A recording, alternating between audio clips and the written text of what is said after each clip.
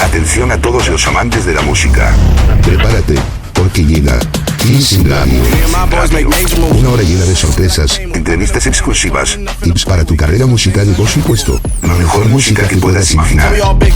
descubre nuevos talentos, géneros musicales fascinantes y los éxitos más destacados del momento. En Cleansing Radio, conectamos a artistas emergentes con oyentes apasionados de todo el mundo. Así que marca tu calendario. Los jueves a las 8 de la noche en España y las 4 de la tarde en Argentina. Ajusta tus auriculares y prepárate para la experiencia Cleansing Radio. Nexus. Te conecta con lo que te gusta. Es hora del Field Check de la semana. Consejos y estrategias para artistas emergentes. Producción, promoción, distribución, marketing y más. Desarrolla tu carrera musical con éxito en Cleansing Radio. Dirty fucking baseline.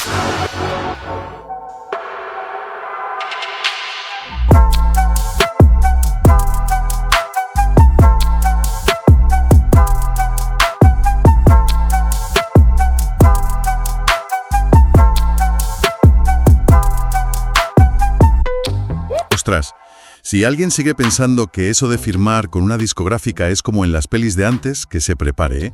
Hoy nos metemos hasta el fondo en un tema que, ha cambiado las reglas del juego por completo. Los famosos contratos 360. Tenemos aquí delante un buen montón de material que analiza estos contratos y cómo han transformado la industria musical. La misión de hoy es desentrañar qué son exactamente, por qué surgieron y, lo más importante, qué significan de verdad para un músico hoy en día. Vamos a desgranar esto. Efectivamente. Y es vital entender que estos contratos no aparecen por arte de magia, ¿eh?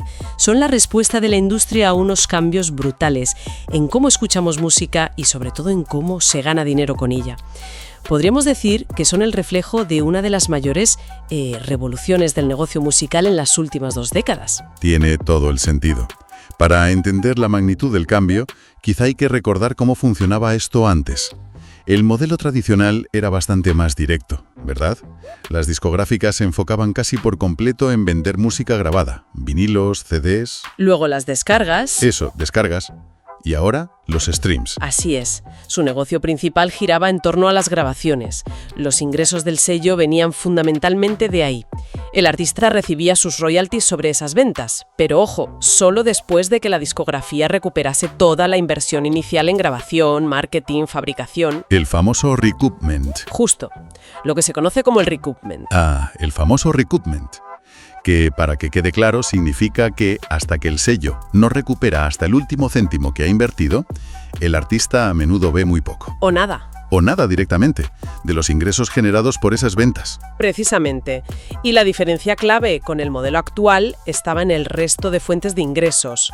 Claro, porque todo lo demás, el merchandising, las camisetas, los pósters, todo eso, los conciertos, los derechos de autor por componer las canciones... Las sincros. Las licencias para que tu música sonara en anuncios o películas. Todo eso, en principio, era para el artista. Exacto. Lo gestionaba él o su equipo y el dinero era suyo. Había una separación bastante clara, vamos. Sí, una división que daba al artista más autonomía financiera. Una autonomía muy importante, sobre todo para artistas con visión empresarial, imagino. Totalmente. Pero entonces llegó el gran cambio. La caída drástica de las ventas físicas y, el auge digital. Aunque la música digital crecía, los márgenes por cada canción escuchada o descargada eran, y siguen siendo, mucho más bajos. Las discográficas se encontraron con que el modelo de negocio basado solo en la venta de música ya no era sostenible para mantener sus estructuras y, sobre todo, para justificar las enormes inversiones necesarias para lanzar y desarrollar la carrera de un artista. Entendido. Necesitaban urgentemente nuevas vías de ingresos para que las cuentas salieran. Y ahí es donde, ¡pum!, entra en escena el contrato 360. Justo ahí. El contrato 360. También llamado acuerdo de participación múltiple o integral. Y aquí es donde la cosa se pone realmente interesante, porque cambia la naturaleza de la relación por completo. La idea fundamental es que la discográfica ya no solo participa de los ingresos por la música grabada. Que era lo tradicional. Eso es. sino que pasa a tener un porcentaje en casi todas las fuentes de ingresos que genera el artista. En todo el tinglado. Hablamos de merchandising, giras, derechos de autor, o sea, el publishing. Las sincronizaciones para publi o cine. Las sincros, como decías. Eso, que es cuando tu música acaba sonando en un anuncio, una peli, una serie. Licencias digitales. Incluso, según leo en los papeles que tenemos, a veces hasta participan en ingresos por redes sociales o acuerdos con marcas.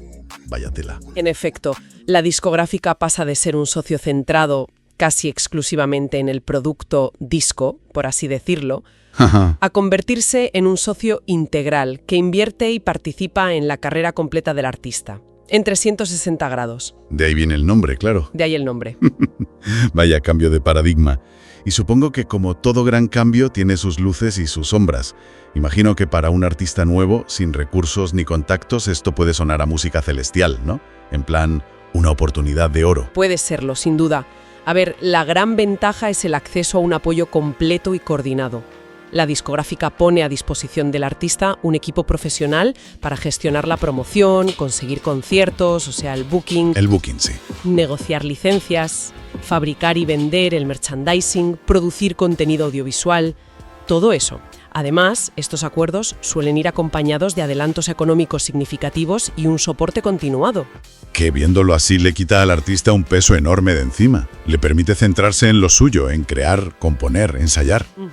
Sin tener que volverse loco gestionando 1000 frentes distintos y buscando financiación debajo de las piedras. Es un alivio, ¿no? Esa es la promesa, sí, la parte atractiva. Pero, claro, existe la contrapartida. La desventaja más evidente es que el artista cede un porcentaje de ingresos que tradicionalmente eran exclusivamente suyos. Claro, el dinero de las camisetas, de los bolos, ahora hay que compartirlo. Y dependiendo de los porcentajes negociados, esto puede reducir drásticamente el beneficio neto que le queda al artista al final del día. Ya. Y luego está el tema del control, que me parece peliagudo. Si la discográfica invierte en todo, no querrá también opinar y decidir sobre todo. Bueno. Sobre la estrategia de la gira, las colaboraciones, si la música se usa para un anuncio de coches o de comida para perros, se puede perder mucha autonomía creativa y de decisión. Ese es uno de los riesgos centrales y una fuente constante de tensión, la verdad. Lo fascinante aquí es precisamente ese equilibrio delicado.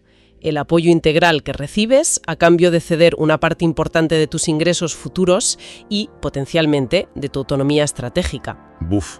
Por eso, la negociación de estos contratos es absolutamente crítica. No es un documento para firmar a la ligera con una sonrisa y ya está. Y leyendo el material queda claro que no hay un único tipo de contrato 360. No es un modelo rígido de talla única, ¿verdad? Para nada. Son acuerdos que pueden ser bastante flexibles, o al menos deberían serlo. Las condiciones varían enormemente dependiendo de factores como el perfil del artista. No es lo mismo un debutante que alguien con una base de fans ya consolidada. Claro, no es lo mismo. El poder de negociación del sello y el nivel de inversión que la discográfica esté dispuesta a hacer. ¿Podrías darnos algún ejemplo concreto de en qué pueden variar esos términos? ¿Para hacernos una idea? Claro. Por ejemplo, los porcentajes que la discográfica se lleva de cada fuente de ingresos. Eso es clave. Pueden negociarse porcentajes diferentes para el merchandising, pongamos un 25%, que para los ingresos de directos, quizás un 15%. No tiene por qué ser el mismo para todo. Vale. También varía la duración del contrato, el periodo de recoupment para cada tipo de inversión, porque pueden tener plazos distintos, si existen cláusulas de revisión periódica del acuerdo o si se establecen hitos de rendimiento. Hitos. En plan, objetivos. Sí, objetivos de ventas, streams, seguidores, que el artista debe alcanzar para que el contrato continúe o incluso se mejore. Entendido. Queda meridianamente claro que hay que andarse con mucho ojo y no firmar lo primero que te pongan delante. El material insiste una y otra vez en la importancia vital de una negociación informada y sobre todo de contar con asesoramiento legal especializado. Es que es fundamental. Hay una serie de puntos críticos en la negociación que van a determinar si el acuerdo es beneficioso para el artista o si se convierte en una jaula de oro. Estamos hablando de definir con precisión qué porcentaje exacto se lleva el sello de cada línea de negocio. Streaming, directos, merch, sincros, editorial. Cada una. Cada una. ¿Qué gastos puede deducir la discográfica antes de calcular esos porcentajes? ¿Y cómo se justifican? Esto es importantísimo. La letra pequeña de los gastos. Exacto. ¿El acuerdo tiene alcance mundial o se limita a ciertos territorios? ¿Existen cláusulas de reversión de derechos si el sello no cumple con sus compromisos de inversión o promoción? ¿Se garantiza la transparencia y el derecho del artista a auditar las cuentas? ¿Cuál es la duración exacta del contrato y bajo qué condiciones se puede renovar o extender? Y una muy importante, ¿quién tiene la última palabra en decisiones claves sobre la dirección artística o la explotación de la propiedad intelectual? La lista es larga y compleja. El texto lo dice sin rodeos. Sin un abogado especializado en derecho musical, es muy fácil acabar firmando un acuerdo desfavorable. Muy fácil. Incluso siendo un artista con cierta experiencia. Parece que el abogado aquí no es un gasto, sino una inversión imprescindible. Totalmente de acuerdo. Porque este cambio hacia los acuerdos 360 ha redefinido las bases de cómo funciona la industria y, sobre todo, cómo las discográficas evalúan la viabilidad y el potencial de un artista. Ya no se fijan únicamente en cuántos discos o su equivalente en streams venden, ¿cierto? Ya no es solo eso. Exacto. Ahora la evaluación es mucho más holística, más global. Analizan la carrera del artista como un ecosistema de negocio integral. El éxito en la venta de merchandising, la capacidad de llenar salas en las giras, el potencial para licenciar música. Las sincros. Todo eso se ha vuelto tan importante o incluso más, en algunos casos, que las cifras puras de streaming a la hora de que el sello calcule el retorno de su inversión. El famoso ROI. El ROI, eso es. El retorno de la inversión. Vamos, si lo que sacan compensa lo que han metido. Y claro, eso traslada una presión considerable al artista, ¿no? Le obliga a cambiar su mentalidad, a pensar diferente. Definitivamente. Impulsa a los artistas a desarrollar una visión empresarial mucho más sofisticada de su propia carrera. Deben entender cómo se valora cada faceta de su negocio. Su negocio personal, sí. Para poder negociar con conocimiento de causa. Si conectamos esto con el panorama general de la economía digital, donde los ingresos por cada stream son muy bajos, bajísimos, se entiende perfectamente por qué los sellos necesitan asegurarse una participación en las fuentes de ingresos más lucrativas, como suelen ser los directos y el merchandising, para que la inversión global tenga sentido para ellos. Y eso, imagino, transforma al propio artista. Ya no basta con ser un genio componiendo o cantando, hay que ser algo más. Requiere una evolución, sí, una adaptación. El artista necesita empezar a pensar de forma integrada. El lanzamiento de un álbum, la gira que lo apoya, el diseño del merchandising, el contenido que se crea para redes sociales. Todo debe estar coordinado estratégicamente. Pensando en el global. Pensando en cómo cada pieza contribuye a ese ecosistema global de ingresos que ahora se comparte con el sello. Tienes que convertirte casi en un director de orquesta de tu propia marca personal, desarrollar tu identidad, saber contar tu historia, el storytelling, conectar con tu audiencia, el engagement, buscar formas de monetizar directamente. Son habilidades que antes quizá eran secundarias o ni existían como tal y ahora parecen centrales. Se han vuelto habilidades complementarias indispensables y esto tiene un impacto psicológico y estratégico innegable. Exige un mayor nivel de profesionalización, de planificación a medio y largo plazo, de entender métricas básicas, costes, audiencias, rentabilidad. El artista se convierte, quiera o no, en el CEO de su propio proyecto. Y supongo que esta exigencia no sienta igual a todos. Habrá artistas que abracen esta visión empresarial y usen el apoyo del 360 como una palanca para crecer exponencialmente. Claro. Pero otros pueden sentirse agobiados, atrapados en una dinámica que perciben como puramente comercial o excesivamente dependientes de las decisiones del sello. Exactamente. Esa dualidad, esa tensión entre oportunidad y dependencia es constante. Y precisamente por esa tensión y la búsqueda de un mayor control por parte de los artistas han ido surgiendo y consolidándose otras fórmulas, ¿sabes? Alternativas al modelo 360 puro. Entiendo que hay alternativas, pero ¿son realistas para alguien que empieza de cero? ¿O son más bien un lujo para artistas que ya tienen un pie dentro y algo de poder para negociar? Es una buena pregunta. Generalmente, estas alternativas son más accesibles para artistas que ya cuentan con cierta trayectoria o una base de seguidores inicial. O sea, que ya tienen algo que poner sobre la mesa en la negociación. Buscan un equilibrio distinto. Obtener apoyo profesional específico sin ceder el control total o porcentajes de todas sus fuentes de ingresos. Vale. ¿Y qué tipo de acuerdos serían esos? ¿Puedes darnos ejemplos?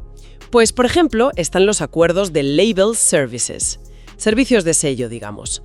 En ellos, el artista contrata a la discográfica o a una empresa especializada para servicios concretos: distribución digital y física, marketing online, promoción en radio. A la carta casi. Exacto, pero mantiene el control sobre otras áreas como los directos o el merchandising y no cede porcentajes sobre todo. Otras opciones son las joint ventures, donde artista y sello crean una especie de sociedad conjunta para un proyecto específico, compartiendo riesgos y beneficios de una forma más equitativa. ¿Una sociedad temporal, quizá? Podría ser. O acuerdos de coedición musical, centrados únicamente en la gestión de los derechos de autor de las canciones, del publishing. Vaya, es como un menú a la carta en lugar del menú del día del 360. Permite más flexibilidad, ¿no? Algo así. Permiten seleccionar los servicios clave que el artista necesita para escalar, pero limitando la participación del sello a áreas específicas. Por ejemplo, puedes conseguir un gran apoyo en distribución y promoción para tu música grabada, pero que los ingresos de tus conciertos y de la venta de camisetas sigan siendo 100% tuyos. Interesante. Refleja que la industria también se está adaptando y buscando fórmulas intermedias. No es todo blanco o negro. Sin duda. Todo esto subraya el cambio estructural del que hablábamos al principio.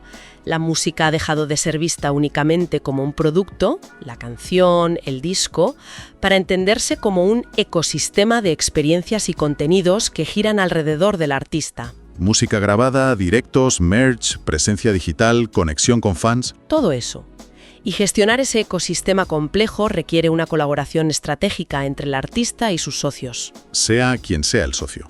Sea un sello con un 360, una empresa de label services o una combinación de varios.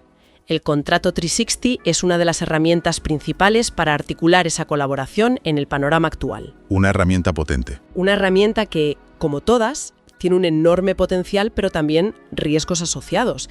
Puede ser un acelerador increíble para una carrera. O un freno. O puede convertirse en una fuente de frustración y limitaciones si no se negocia bien o si la relación con el sello no es transparente y comprometida por ambas partes. Entonces, entender bien qué es un 360, qué implica y qué alternativas existen, se vuelve crucial para cualquiera que quiera dedicarse profesionalmente a la música hoy en día. No es opcional saber esto. Es absolutamente fundamental. Es clave para comprender cómo se mide el éxito y la rentabilidad en la industria actual y cómo se navega esa línea, a veces tan fina, entre el arte y el negocio.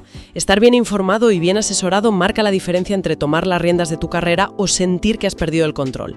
Esto plantea una pregunta importante sobre el futuro. Sí, después de analizar todo esto, me surgió una reflexión casi inevitable. Visto cómo funciona el sistema, ¿hasta qué punto la marca personal del artista, su imagen, su historia, su capacidad de conectar y generar comunidad, más allá de las canciones, se está convirtiendo en el activo verdaderamente principal que busca una discográfica? Quizás incluso por delante de la calidad o la originalidad estrictamente musical. Ahí queda la pregunta, para reflexionar. Interesante cuestión. Bueno, pues hasta aquí este análisis en profundidad de los contratos 360, un tema con mucha tela que cortar, desde luego. Sin duda, un asunto complejo pero esencial para entender el presente y el futuro de la industria musical. La información es poder, y en este terreno más que nunca.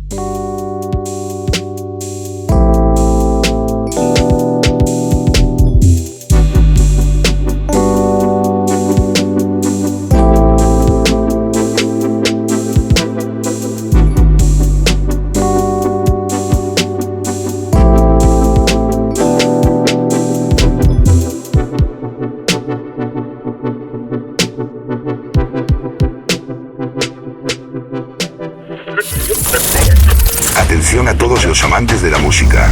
Prepárate, porque llega Easy Radio. Una hora llena de sorpresas, Entrevistas exclusivas, tips para tu carrera musical y, por supuesto, la mejor música que puedas imaginar. descubre nuevos talentos, géneros musicales fascinantes y los éxitos más destacados del momento. En Easy Radio, conectamos a artistas emergentes con oyentes apasionados de todo el mundo. Así que marca tu calendario. Los jueves a las 8 de la noche en España y las 4 de la tarde en Argentina. Ajusta tus auriculares y prepárate para la experiencia Easy Radio. Nexus. Te conecta con lo que te gusta.